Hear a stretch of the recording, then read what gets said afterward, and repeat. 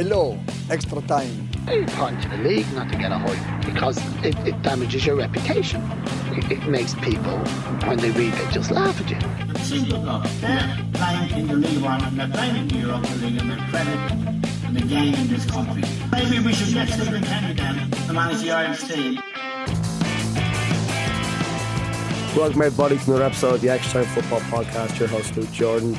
Season 12, episode 10 this week. Later on, Macdara, Ferris and Donal Ryan alongside me again. Lads, how are we? Good, Luke. How's it going, lads? Later on, we're going to chat the former Dundalk captain John Flanagan and about the sacking of Steve Donal as Dundalk manager. But first, maybe we'll have a quick run through the results in the SSE electricity, starting with the Premier Division. Derry City 4, Dundalk 1, Pohls 0, Waterford 1, St Patrick's Athletic 2, Shamrock Rovers 1, and Charlie United 2, Shells 2. In the first division, we had Finn Harps 1, UCD 1, Wexford 3, Treaty United 2, Kerry 3, Longford Town 0, Bray 3, Athlone Town 0, and Cork City 3, Cove Ramblers 2. Our reporter Philip Morris is at the game and he dropped us this voice note. It's 5 wins from 5 at home as Cork City overcame their county rivals Cove 3-0 tonight at a rain-soaked Turner's Cross. They had been guilty of starting slowly in previous games but found themselves 2-0 up inside 15 minutes. Cove old boy Jack Doherty and Barry Coffey both fed by Keane Barry on the left-hand side. Cove struggled to create much of note in the game until Brad Wade pushed aside a Jack Larkin effort towards the end. Evan McLaughlin made it 3-0 when he was found inside the area by Jayden Numa. They now stretch their lead at the top to 3 points. Philip Morrissey at Turner's Cross for extratime.ie. First, to go to yourself, Macdara. I suppose, maybe before we chat about the Premier Division, just a quick word maybe about our League of Ireland Voice Notes podcast. Extra was out yesterday when people are listening to this.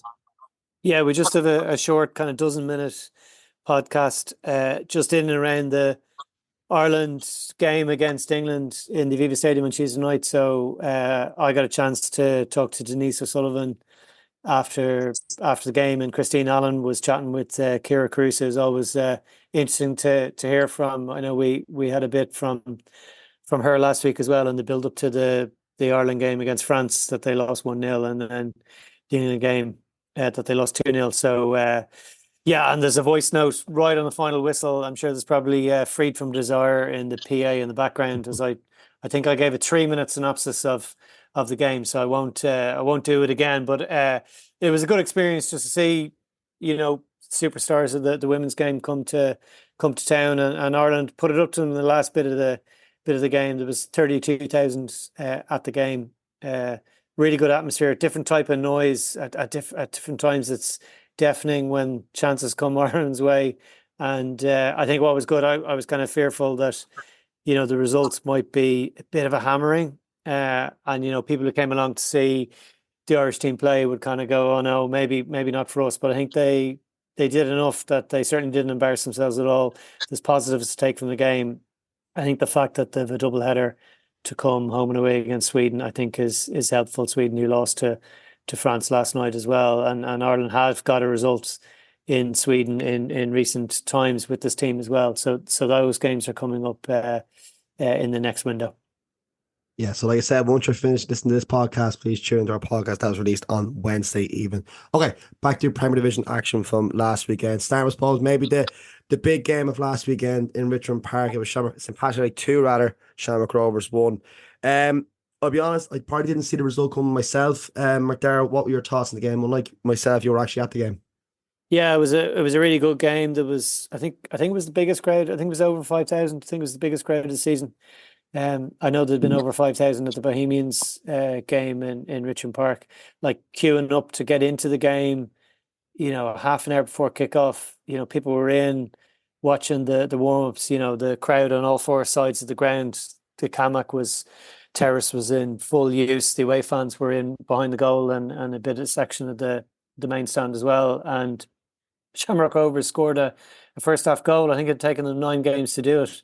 And they scored after only 4 minutes, and they dominated that first half, and it really looked like they were going to go on, I think, maybe a 5th consecutive win against Pats, but they really conceded two poor goals, or 2 goals in a very short amount of time in the second half, 2 and 3 minutes, and it kind of knocked the stuffing out of them. And it was really an error from Leon Pohls that coughed up that second goal that Alex Nolan scored, and Joe Redmond that got the previous one. Both really enjoyed celebrating in front of the away section. I think Joe Redmond got a little taste of someone's hamburger as he came celebrating by the away end. We're not condoning missiles being thrown on the pitch, because I know there was definitely more serious incidents elsewhere in the league. But and Alex Nolan not celebrating against his former club. Now, he was a underage player at both Rovers and at Shelbourne, but he certainly enjoyed getting his second goal. But Rovers had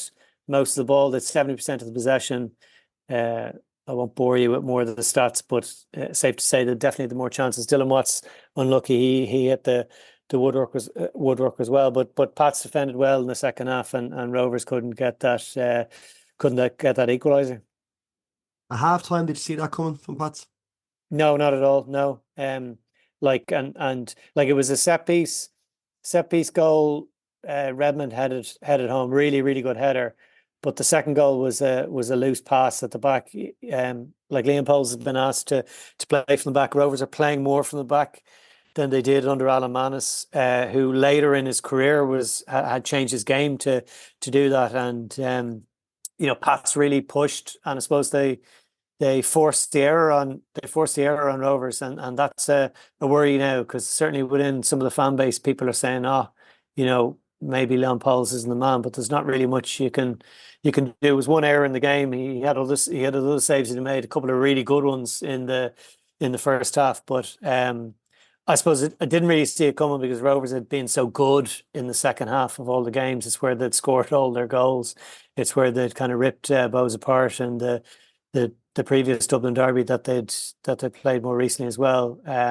But it was a good win for St. Pat's. I wouldn't say it was a relief at the end, but certainly a win that they can take great confidence from, because the results have been pretty poor against Shamrock Rovers in recent seasons. Macdara, you mentioned Liam Pohls there, and about the fan base as well. People starting to say that maybe he's not the man. How much of a worry do you think that is for Shamrock Rovers? I mean, I think if you look at, we've played a whole round of fixtures now, and I think his start has been very shaky at best. Yeah, I think there's not really much you can do. I don't think he's not like throwing goals in that you're going to say, right, we're going to bring Lee Stacey in on goal. Like, he's been asked to play from the back. Teams are pressing on, and it's a case, you see it in football now. It's trying to beat the press, and his passing is very good, and the stats back that up, and his passing is actually better than it's. The issue is the mistakes, but he pulled off a couple of really great saves. But that's what you expect from your goalkeeper. You need them to do both. And we've talked a little bit on the podcast about Brian Maher, about how good he is in most of the aspects of his games, but there's certain things that probably he could improve on, or other goalkeepers are better at. I don't think there's been a real spotlight on goalkeepers because of what's happened, I suppose, particularly in Dundalk, and also at St. Patrick's Athletic as well. And I think just for a player taking over the mantle of number 1 jersey from Alan Manus, who was, like, you have to say, he was the best goalkeeper Shamrock Rovers ever had. Like, he had the most clean sheets, won the most titles. Like, the last time Shamrock Rovers won a league title without Alan Manus in the team was in 93-94. So you got to go.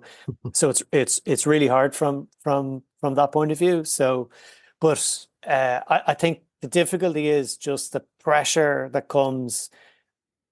I'm going to say playing for Shamrock Rovers, but playing for a team that's won 4 in a row, who's replacing a club legend, be that at Shamrock Rovers or wherever, and that is the pressure. But sometimes I've heard Stephen Bradley talk about, a young goalkeeper. He's maybe young in experience, but he's not young in age. I think he's 27 or 28. Yeah, he's 27, yes. Yeah, 27. But they've given him the number 1 jersey, and they've asked him to play this way. I think I spoke on the last pod about how the defenders are taking the goal kicks to him, for him to try and beat the press as well. But the difficulty is with the way Rovers play is if you make a mistake, you're right in on top. And the better teams that we see, in higher leagues playing this way, the players are at an international level. I know Rovers have Pico Lopez, but we've kind of seen it before in European games where Rovers get punished for mistakes at the back against a real high quality opposition. And I suppose Pats were that high quality opposition with their press, particularly early in the second half on Friday night. Yeah, I think that's something Barry Murphy spoke about on numerous podcasts, probably including our own with Oshinangan. How Barry's been really good on this, yeah. Yeah, like goalkeepers are nearly the third centre back. And I think you can see a noticeable difference by Rovers play. I even noticed in the President's Cup where Leon Pohls is really encouraged to play the ball out and be aggressive with his passing. And I remember there was one stage in the game he switched to Sean Kavanagh, and you could see Stephen Barry audibly applauding him for doing it, trying to grow him into confidence in the team. And to be fair, I've been critical of him this year as well in terms of when we're chatting. But to be fair to him, he did pull off a brilliant save from I think it was Brandon Kavanagh in the first half, and that's worth noting too. Yeah. Yeah, I think he was really good. I suppose elsewhere in the league, the talking point would be kind of Alan Reynolds taking on Keith Long. Donal, I think a bit of a disappointing result for, I think, Alan Reynolds against his former colleague, which was, 2.5 weeks ago? Yeah, for sure. I'm sure he like a lot of the talk after the game was how big a job Reynolds was going to have to do to get a tune out of this Pohls squad. And it's very much a. We've spoken at length on the podcast already up to this, Luke, about Pohls recruitment and stuff, and just like the panic that surrounded it. And we've talked about similar teams at Dundalk as well. And I'm sure we'll touch on that later too. But like I said, Reynolds will have a job to get results out of this Pohls team, given that he's inheriting a squad that was really kind of thrown together, and he's really a baptism of fire there last weekend. Yeah. So the other probably word note was the game in Sligo was called off as a weather warning, wasn't it? A few hours before the kick-off. Bit disappointment there. Oh man, there has been the stuff that's been going around about this has been crazy. The game got called off at 3:00 in the afternoon. Galway fans were already on the road. I think they were about an hour outside of Sligo when the game got called off, and there was gusts of wind forecast for about 100 kilometers per hour or something crazy like that. So with weather warnings and stuff like that, and especially in this part of the country, I mean, the last time there was a proper storm, Sligo was overlooked for a red warning, and it was the worst county that was hit. I mean, there was places in Sligo that were without power for 3 or 4 days, and that's not an exaggeration. So when it comes to weather warnings and stuff, you can't take a gamble on it. But understandably, fans were disappointed that the game was called off, but it wasn't down to either club. It was the league were monitoring the situation, and it was a live situation. So the game had to be called off, and of course it's disappointing, but the only thing you'd hope for was that the game should have been called off that morning if there was ever any doubt about it. And then as it turned out, it was a lovely evening in Sligo. The winds pretty much disappeared, the sun was shining for the whole evening, and all the Galway fans that travelled were throwing out all kinds of conspiracy theories and stuff. I'm sure you've seen plenty online about what's been said about Sligo Rovers controlling the weather and stuff like that. So I'm pulling a fast one to get out of the game because of the amount of injuries that we're racking up. So I completely understand how disappointing it is for fans. And of course, like, nobody wants to have a game called off. It's annoying for the teams as well, but the decision was out of their hands. And for me, it was the right call to call the game off. Yeah, but look at the damage, for example. I think is it Turner's Cross that's now closed indefinitely, I think that's like the good damage that done last Friday night with pitches and so on. Like, so again, like, you can kind of understand like the need for, I suppose, preserving our pitches. Like, it's been a horrendous 3 months of weather in Ireland in general. Yeah, I think with the situation in Sligo is a bit different because it's a Met Éireann weather warning and an orange warning, and they need to pay heed to that. And it's not a case of rain falling and trying to make a decision earlier on the day. They're kind of beholden as to what the situation is coming out of Met Éireann. Yeah, the situation in Cork is very difficult now. That, like, Turner's Cross is not owned by Cork City; it's the Munster FA. They play a lot of matches there. Both the Cork City men and women's team are playing out of the stadium as well. And by all accounts, just the section of the pitch really got cut off. But it certainly seemed to, when the news came out, it caught people by surprise. And as to where Cork City are going to play, I think Bishopstown is that pitch is really bad as well. Cove Ramblers have got their new Astro in that they've opened. Potentially Musgrave Park. I don't know what the branding of the stadium is now, but that's pretty close to Turner's Cross, if I remember as well. That's the rugby stadium. But you're kind of hoping that a situation can be put in place quickly, that they can get back to Turner's Cross. So the Cork City women's side they were supposed to be at home to DLR Waves this weekend, and that match is going to be in Dublin. But I don't know whether it's going to be a DLR Waves home game or whether Cork City have forfeited home advantage. A little bit unsure about that. From what I understand there, Macdara, they've reversed the fixture, so it will be DLR's home game, and then they'll get back down to Turner's Cross at a later stage in the season. But just to comment on that, it's a really sad state of affairs what's gone on down in Cork. Between Cork City seem to be in a constant spat with the Munster FA over the use of Turner's Cross. I mean, we've seen the women's team getting kicked out of Turner's Cross last minute at various stages last season. Games being scheduled there for Turner's Cross and then being put to Bishopstown like the night before, or they ended up playing most of the season out in Bishopstown anyway. I remember Shamrock Rovers going down there for was it the cup semi-final? Was it the cup? They played them in the cup, anyway, and being forced to go down to Bishopstown. And it's very difficult when you're trying to, especially from the women's perspective as well, because it was a big deal that their matches got put into Turner's Cross. They'd be playing in Cork City's home ground, and then it's just going to be taken away from them. So they're going to be the real losers out of it. And don't get me wrong, it's terrible for Cork City as well, the team that are going well in the first division, aiming to get back up to the Premier Division at the first time of asking, and now they have nowhere to play. And it's just it all seems to boil down to the Munster FA not really wanting to take responsibility. And their statement that they put out regarding the closure of Turner's Cross, I thought was very derogatory, really, to point the finger at the League of Ireland, because the statement highlighted that it was after the League of Ireland fixture that took place on the surface. So they kind of basically pointed the finger of blame at Cork City and Cove Ramblers for playing on the surface that was already damaged. I mean, as we said already, they own the pitch, so all the junior leagues and underage leagues in Cork, they all play on that pitch, as well as Cork City's underage teams, women's team, men's team as well. So when you have that amount of football on a pitch, it's not on Cork City to maintain it. They're simply renting the pitch. They're the ones paying the fees to rent it. That's all they have to worry about.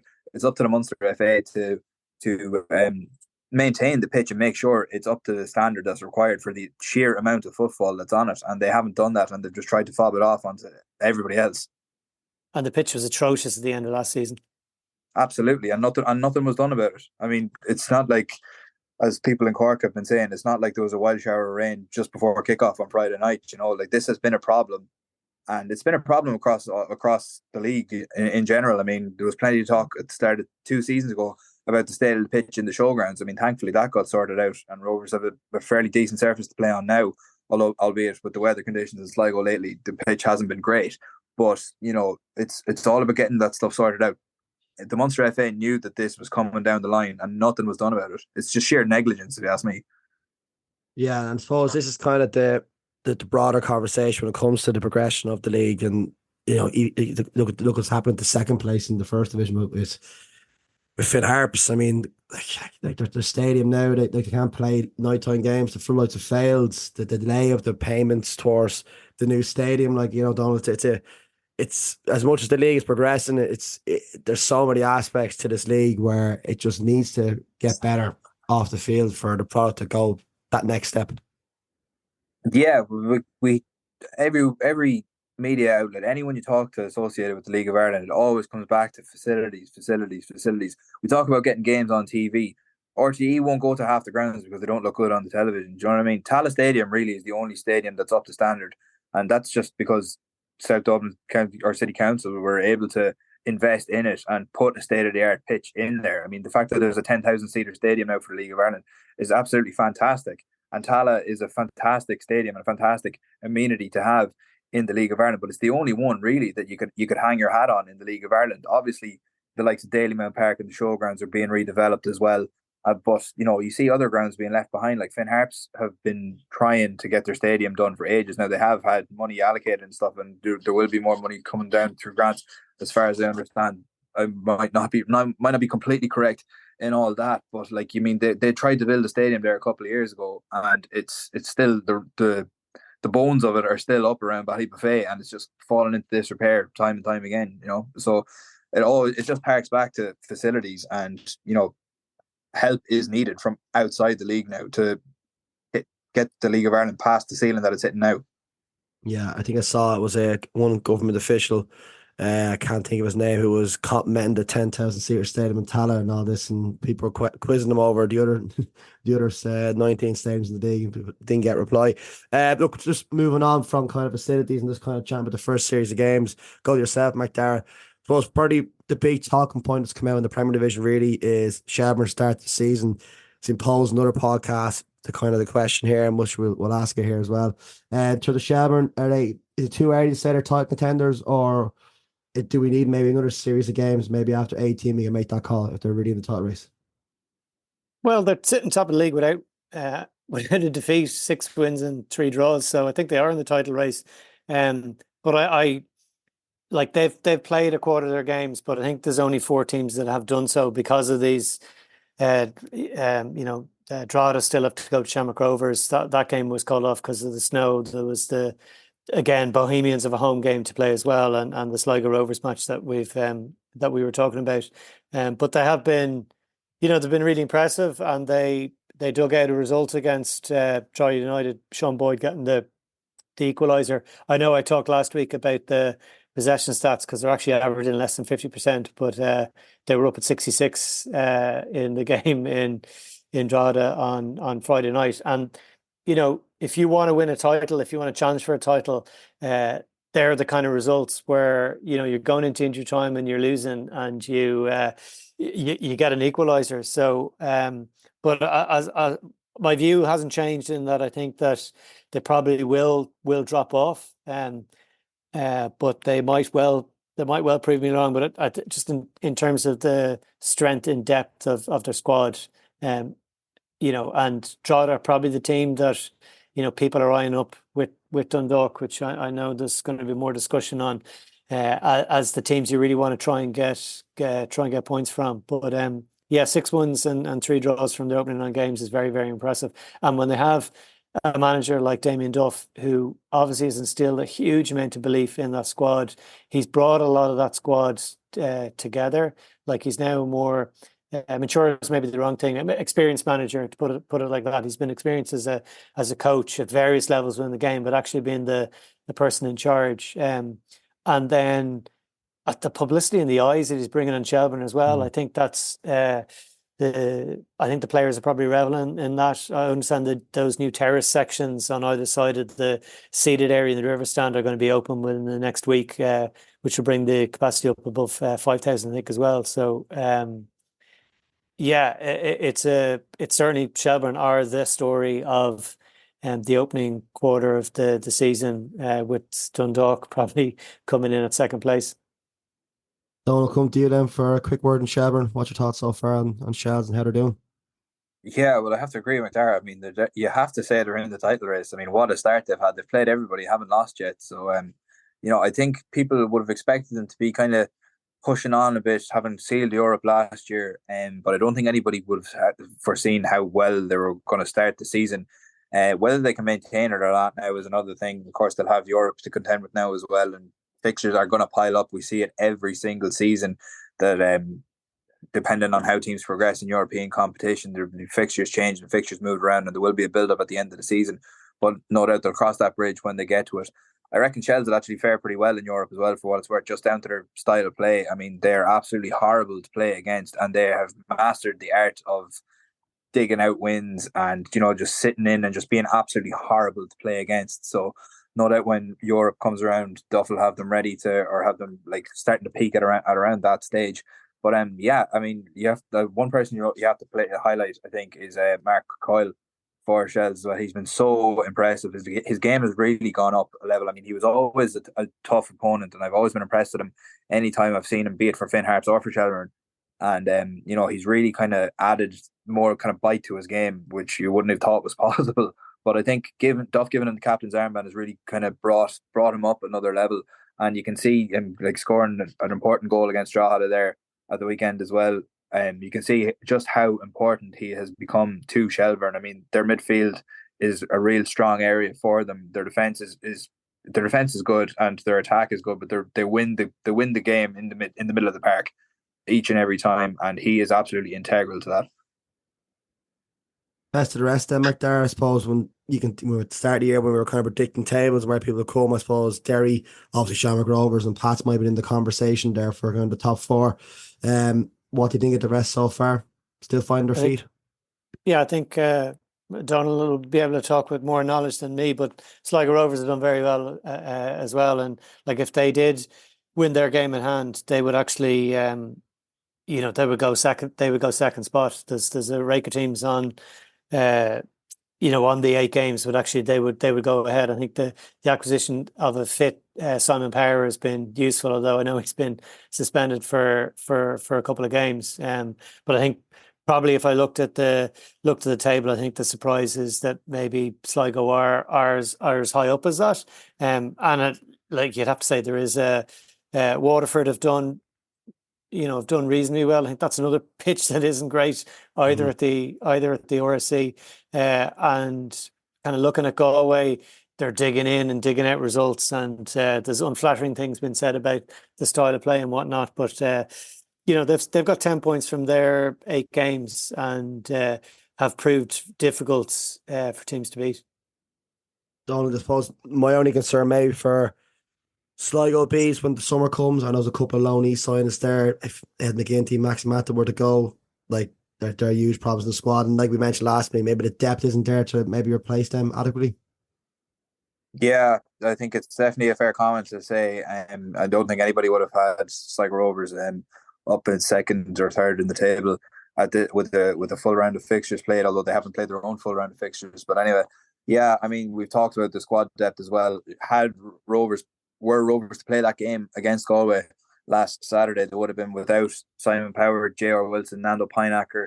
That's just straight off the top of my head. So you would have had Charlie Wiggett coming in, who has been playing off the bench and started against St. Pat's and didn't have his best game, was whipped off at half time.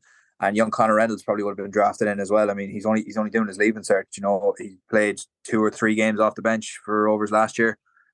So like he would have been thrown in probably from the start to fill in either at centre back or right back, and against the Galway United side that target the box and lump the ball forward and get crosses in and just bomb forward like that.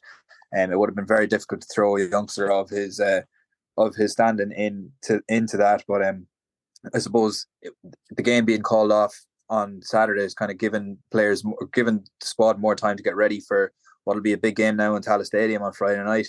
But yeah, I think nobody in Sligo is certainly complaining about Rovers' start to the season anyways. Yeah, last word you said back there before you wrap up this segment. I suppose one of the things I asked for at the start of the year, we were doing their previews for the kickoff, was I think as well as Shamrock Rovers done, I'd love to see a title race, like a proper one that would go maybe to the last 4 or 5 games, not kind of a half one where Pats have to win a game in hand or whatever, or have to beat Rovers to stay in touch. So you kind of want maybe a neck and neck race. I think for the league it'd be good if Shelbourne can sustain this. I think maybe actually having a title race will maybe just put some more eyes in the league in the latter stages.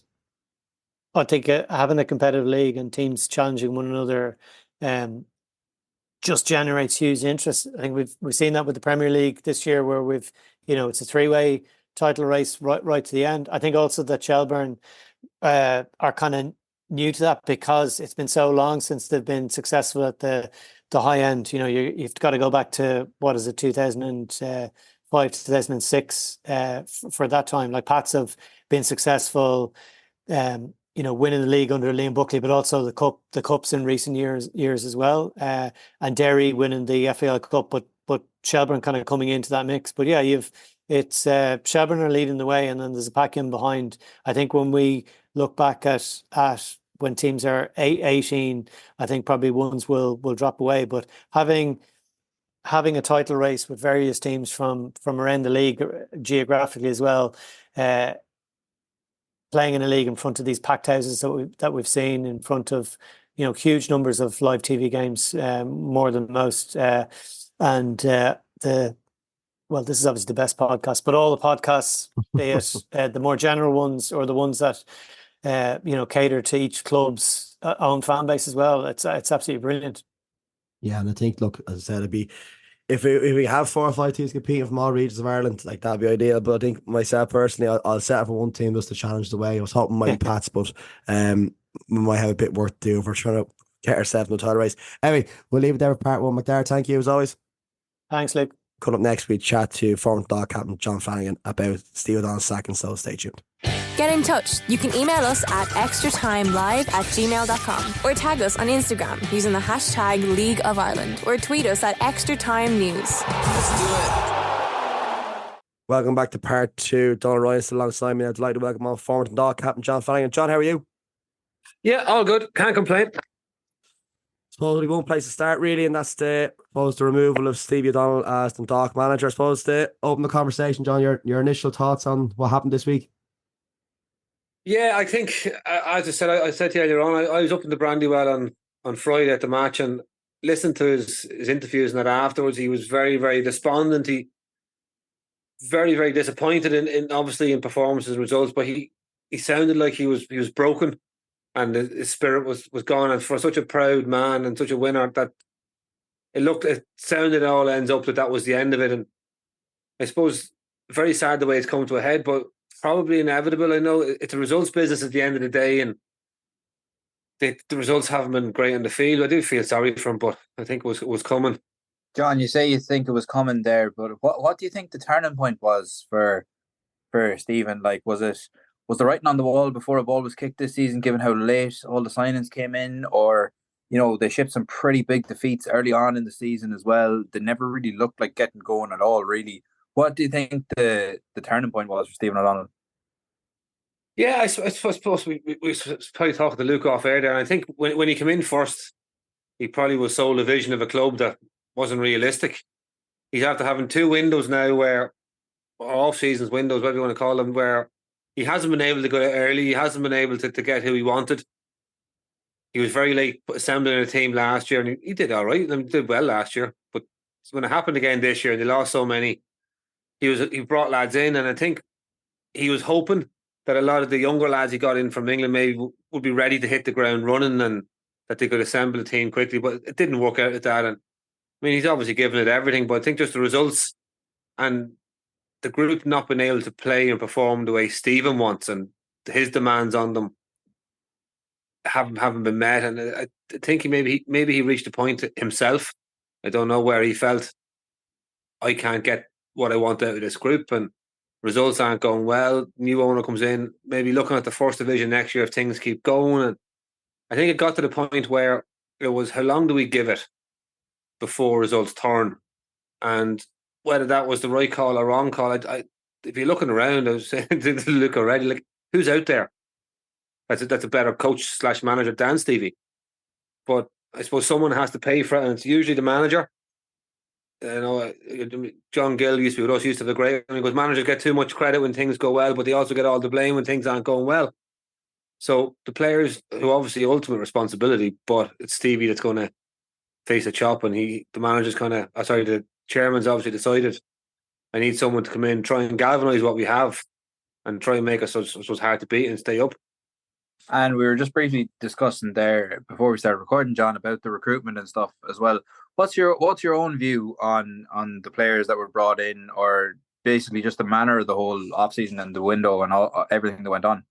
Yeah, again, it was an extremely tough time. It was coming to the end of the season, and like, I know you had the Pat Hooban debacle before the end of the season, but even that aside, Stephen and Podge, they weren't in a position to even offer their own players out of contract new deals, because Stat Sports were leaving, ownership was changing hands, there was nobody in place, and no one knew what was going to happen. So he couldn't go and offer deals to anybody. And I suppose the best analogy I've probably heard is the fella leaves his Christmas shopping till the last minute Christmas Eve. You go out and you have to take what's there, and that meant going abroad. It meant going to Scottish, maybe League One, to then younger players with a point to prove. And that can be hit and miss, and it's very hard to bring in so many of them so late to try and build a team that's going to be cohesive. And ultimately, he's paid the price, but the price that was the cost or the fault of the previous regime.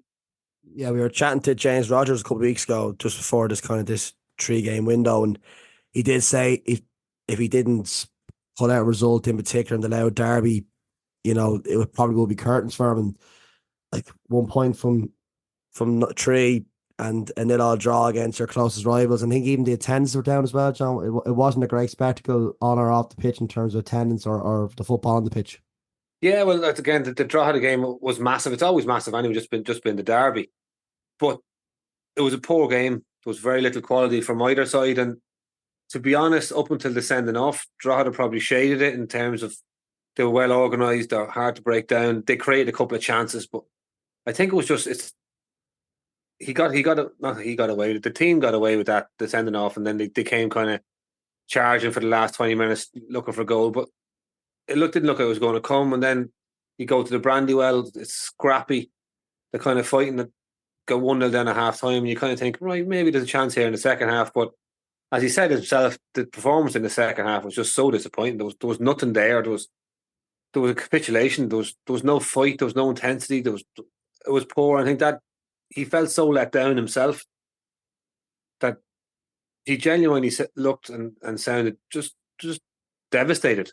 I mean, as you said earlier on, he left Pats to come up there with a project, and obviously had a vision that he was sold and a plan himself. He wanted to bring the club back to the glory days, and I think he was let down and maybe wasn't given what he was told he was going to be given.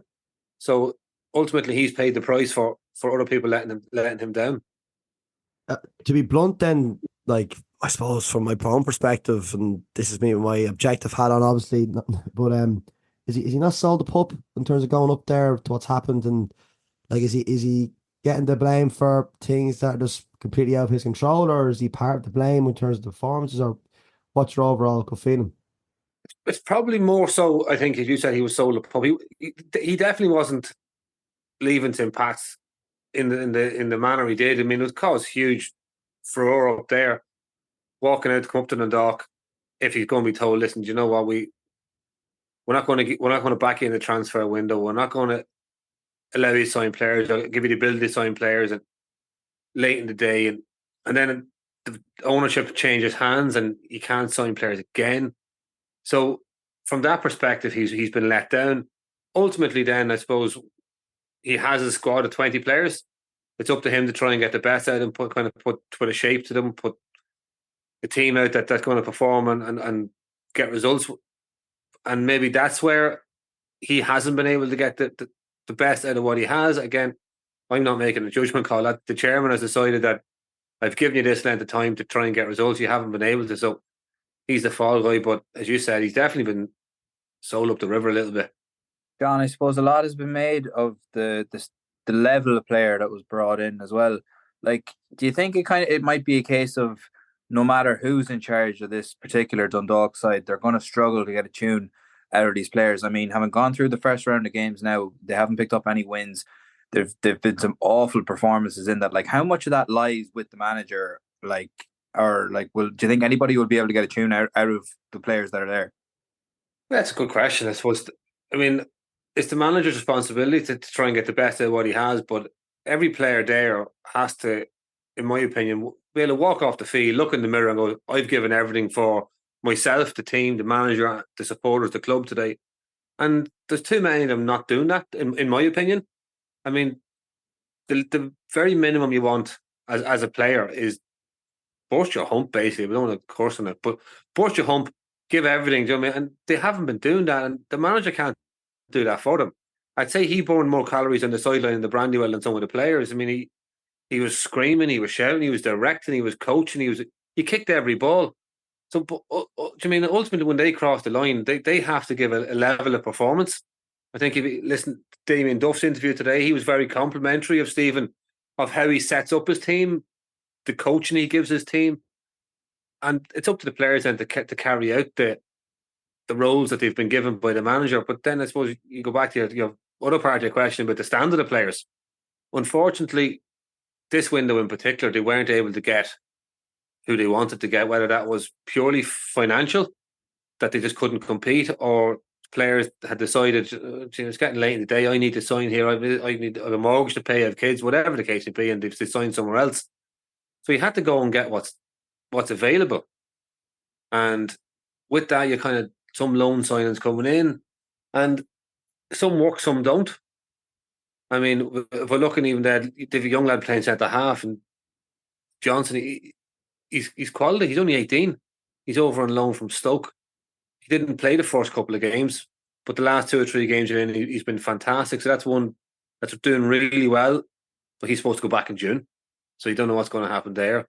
Some of the other players, they're all new to the league, and I think there's very few players coming straight into the League of Ireland from, say, lower divisions in England or Scotland and hit the ground running. It takes a while, so we won't make decisions on them yet. But some of them have a lot of work to do. Yeah, like you'd question the loan market as well, and that's the thing all League of Ireland clubs have to deal with. And I think Dundalk will struggle when Johnson eventually goes back to Sunderland. I think he's on loan from. But when you touched on it there as well, John, about players kind of the heads drop, or maybe they've not given 100% for whatever reason. When a rot like that kind of sets in a dressing room, like it's nearly impossible to turn the tide around, is it not?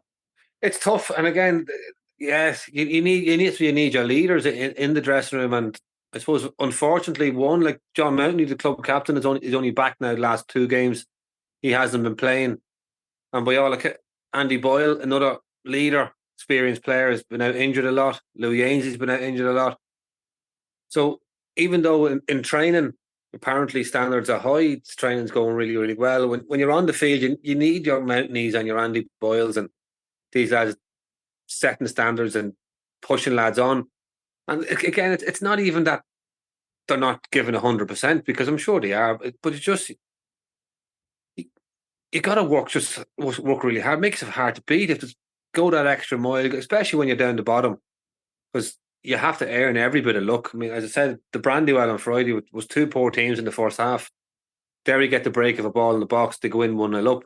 The Dock, they probably wouldn't win if there was only one team in the race, but you got to make your own luck, and you just got to roll up the sleeves, and that's what it is. And it's going to take, again, I keep going back, but John Mountney, Andy Boyle, Darrell, these experienced players that pull the sleeves up, grab everybody and say, listen, we need to do this. We need to do X, Y, and Z to improve performances. And they've got to get together. And Luke mentioned there as well about crowds dropping and things.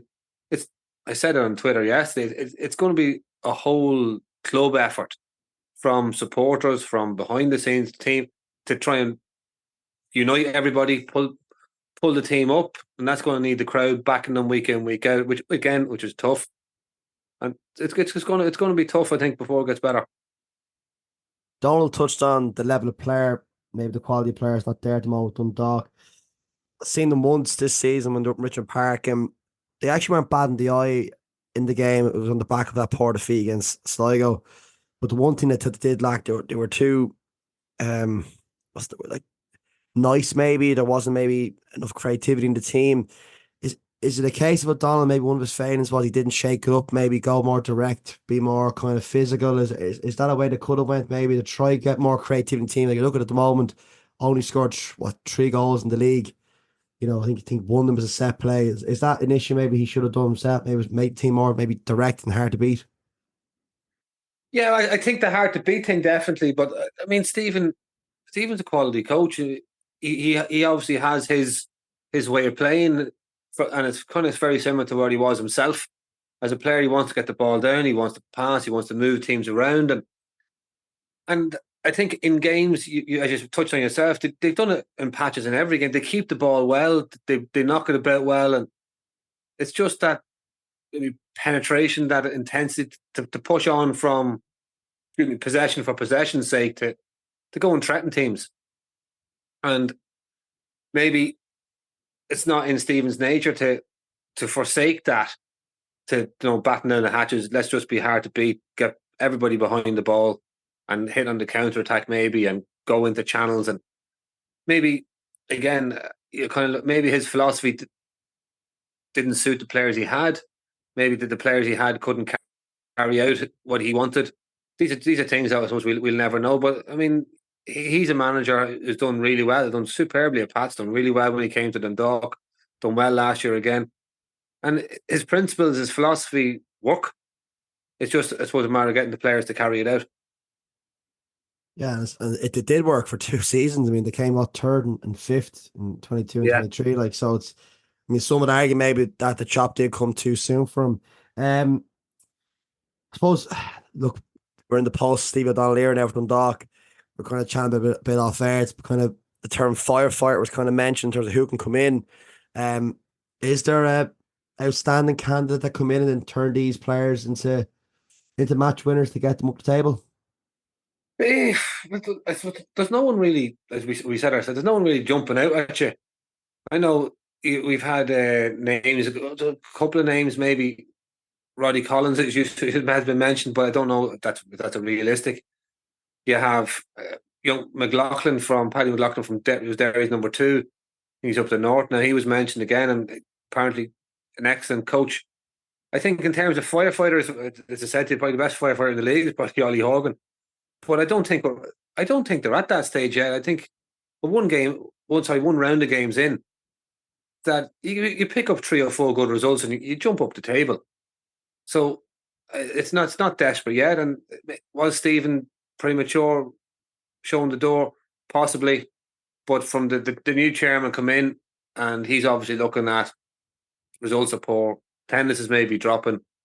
Looking at if we keep going the way we're going to be in the first division, and it's a horrible division now to get out of. I mean, anyone who's come up in the last number of years have huge financial backings, probably bigger budgets than a lot of the Premier Division clubs, so it's going to be tough to get out. And it's one of them, how long is too long? And Stephen, obviously, according to the chairman, was given enough time. John, what's your thoughts on the current, I suppose, ownership regime at Dundalk? I mean, Brian Ainscough coming in from Kerry. I mean, I think the manner in which he left Kerry, I suppose, was led to a lot of discussion. Do you think the environment around Dundalk is stable at the moment? Again, by all accounts, and from talking to a couple of people, he's really, really good. He's got a good head on his shoulders. He's got great plans for the club. And they're not this quick fix kind of thing, come in and throw a load of money at something. He actually has plans to steady the ship. Apparently, the club was in a bit of a mess off the field, and he had a lot, I think, more maybe even to do than he realised when he got the job. But he seems to be doing it kind of bit by bit. We'll get there. It'll not be now, it'll not be tomorrow, but slowly but surely put the club on a good footing. Like simple things like that's what doing up the bars again, getting money in. The youth development centre, getting the fire start sorted out in there so they can start using it, getting an income from all the indoor pitches, using it as a venue again. They've got he's brought in a commercial manager in Peter Halpin, who's been around the league and been around Europe in terms of that kind of thing. Is really, really good. So off the field seems to be getting sorted. It's a long road, and I suppose the hard thing now is you need to get on the field right, probably, because it's very hard to get people to invest in a club that's not being successful. If you're going looking to the brands come in and give you money, well, they want a return, and that results on the pitch. So they need one to kind of help the other one. We kind of touched on the fans and the drop off of attendances. I think one of the things was on the legacy of the Peak Six era was maybe the disconnect maybe between the club and the fans. Obviously, Stat Sports came in, they were probably hopeful of it. More vibrant kind of ownership, maybe bring back the good times. Is there a lot of disillusionment between the fans and the club at the moment? I think there was for a bit. Definitely, as you said, when Peak Six were there, that they felt there was no community aspect to the club. There was kind of the club, and then there was the fans. They weren't one and the same. At the minute, I think it's definitely improving. And I mean, the fans don't want a whole lot. I mean, a bit of communication, a bit of feeling that they're part of the project is all fans want. Because, I mean, like most League of Ireland clubs, the Dog fans are fantastic. I mean, they do go out, they get their banners and they support the club and they turn out in numbers and that. There has been, I suppose, maybe the last 2 years, there has been a negative element that everything's downbeat, everything's negative. There's always a conspiracy. And that has to stop. I mean, it's no good to anybody. So all the fans need to row in together, and they are a fantastic bunch of fans, but they need to feel, I suppose, that they've been brought along with the club, and that's another thing that Brian has started to do off the field, that there's links now between a supporter club and the management committee in the club, and they're having meetings and liaising and working on community projects and all this together. So all that it's positive and helping. And I think we've just got to rewrite the script, and it has to be positive and not looking for negativity in the club. That's been going on too long from people. Everything is, there's a problem here, there's a problem there. Instead of, how can we fix this? How can we address this? How can we make things better? And that's what they've got to do. I think a lot of, the newer fans probably been spoiled during the Stephen Kenny era, where you basically turned up, you bought a season ticket and bought your cup final ticket with it, and you're planning Europe from Christmas on, saving money, and they don't know any better. And that's a big issue. I think that now things aren't going well, and everything must be rotten. There has to be something wrong. What's going on? Instead of, no, this is just the normal swings and roundabouts of a football club, and I got to support the club, and I've got to do my bit.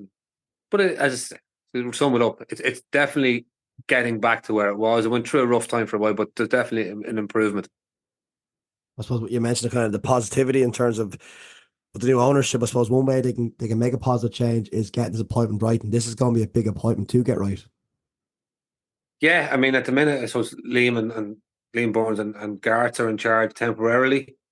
I mean, I'm sure neither of them want the job. To be honest, they're not qualified anyway, so someone's going to have to come in and try and steady the ship. But I think rather than looking, as we mentioned, a firefighter to come in for 6 months, 9 months, Brian will probably take his time and try and get that appointment correct. That's going to bring the club forward in the next 2, 3, 4 years to try and go along with his plan. So it's a massive appointment, because if it goes wrong and you bring someone in, a quick fix to try and improve things, and you end up making things worse, as we said, you're in the dreaded first division.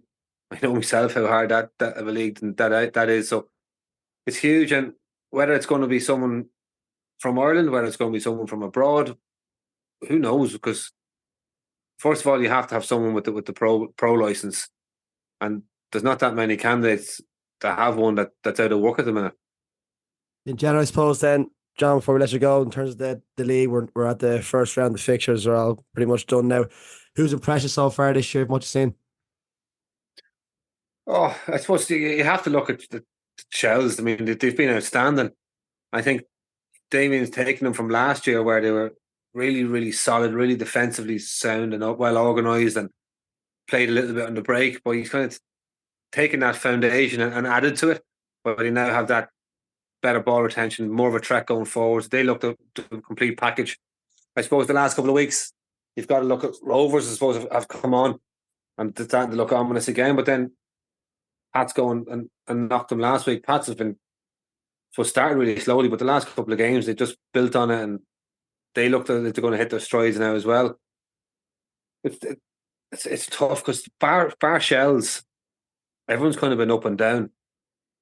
I mean, Galway and Waterford come out of the blocks flying. They've kind of tailed off a little. Pohls look in trouble. Will Rennie come in? Will he turn the tide there? Be able to sort things out? Pat's going into the second stage. Look really positive. A lot of the young lads coming in now look as if they're going to step up and carry the club forward. So it's going to be an interesting second round, and hopefully, from my perspective, the Dundalk can turn it around. And even if that means just being really hard to beat, picking up a few ugly wins, 1-0 from a set piece, I don't care what it is, just get a few points on the board and get things ball rolling again. Yeah, I think most people at this stage have probably said Shells is their pick at the moment. We were chatting in the first part ourselves, and we're kind of debating whether Shelbourne are in the title race or not. What do you think yourselves? Is it too early to call whether they're in the race, or will you have to make maybe another 8-9 games to really make a prediction on it? I mean, it's obviously far too early to be talking about winners, but you're kind of looking at them and you're kind of going, there's very little weakness there. That they're very defensively sound, they're very compact, they're good in the middle, they've quality up front. And it's one that if they keep going the way they're going, well, they'll definitely be there come the end. But it's only one round in. Look at last year. I think Rovers didn't win in the first 6 games at all last year, and ended up coming through and winning the league at a canter. So it's very early to be talking about winners and all that. But at the minute, obviously, you can't look really partial. If you were to call it now, that's where you'd be looking. But it's too early to say. Yeah, I think we finished that point there. You mentioned there about Shamrock Rovers not winning in 6 last year. Is that what the Dog fans have to take into? We're only 8 games in. There's still plenty of time to turn this around. Are you trying to say that they have a chance to win the league? Is that what it is? Well, I'm just saying it's just one game at a time, as some managers say. But You're saying there's a chance. there's a Yeah, chance. no, that's it. It's one round in, and they've probably in a couple of games. I suppose they could have picked up a couple more points, but they've got to basically just bin that first series of games, put it to bed, and try and hit the ground running in the second series. I think once they get the first win, it's going to be a real monkey off the back, and a bit of confidence will start coming, hopefully. And you get a couple of points. As I said, 2, 3, 4 wins in the next series of games, and they're jumping up the table. I don't think at the minute, I hope Dundalk are going to improve, but it doesn't look like there's no easy games, and no one's going to make a break out of that pack. I think it's going to be very, very tight between 5 or 6 teams in that kind of middle portion of the league. John, as always, thanks very much for coming on with chat again soon. No worries, no worries. And before we go, there's a quick run through the fixtures this week in the SSC Electricity League, starting with the Premier Division. A Dublin derby again with Shells against Pohls, Waterford United against Galway United, Dundalk Pats, Drogheda United Derry, and Shamrock Rovers Sligo, all on Friday night. In the first division, we have Cove Ramblers Wexford, Athlone Town Finn Harps, UCD Cork City, Treaty United Kerry, and Longford Town Bray, which is on Saturday night. And finally, in the Women's Premier Division, we have Shelbourne Shamrock Rovers, DLR Waves Cork City, Galway United Bowls, Treaty United Sligo, and Athlone Town Peamount, all on Saturday. Oisin Langan will be back with the Extra Time League of Ireland Voice Notes podcast in your podcast feed roughly on Saturday morning. I want to thank John Flanagan, Macdara, Donal as always. Thank you for listening, and we'll chat to you all next week.